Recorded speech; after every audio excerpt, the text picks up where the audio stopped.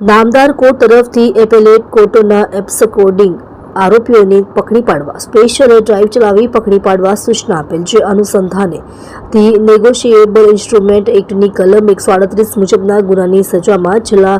1 વર્ષથી નાસ્તા ફરતા આરોપીને પકડી પાડતી સુરત શહેર અલથાણ પોલીસ,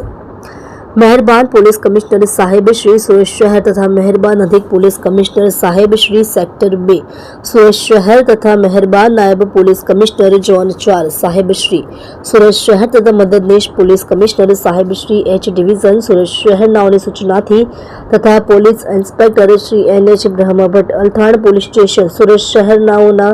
માર્ગદર્શન હેઠળ નામદાર કોર્ટ તરફથી એપેલેટ કોર્ટના એબ્સકોર્ડિંગ આરોપીઓને પકડી પાડવા સ્પેશિયલ ડ્રાઈવ ચલાવી પકડી પાડવા સૂચના આપેલ. જે અનુસંધાને ધી નેગોશિયેબલ ઇન્સ્ટ્રુમેન્ટ એક્ટની કલમ 138 મુજબના કામે આજ રોજ તારીખ 18/9/2024ના રોજ સર્વેલન્સ સ્ટાફના માણસો અલથાણ પોલીસ સ્ટેશન વિસ્તારમાં પેટ્રોલિંગમાં હતા. તે દરમિયાન જીવરાજ યાદ સર્કલ પાસે આવતા પોલીસ કોન્સ્ટેબલ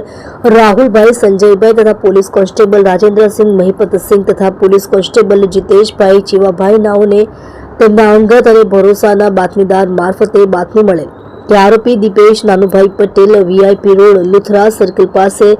ઉપર ઉભેલ છે તેવી હકીકત મળતા સાથેના પોલીસ માણસો સાથે જઈ આરોપી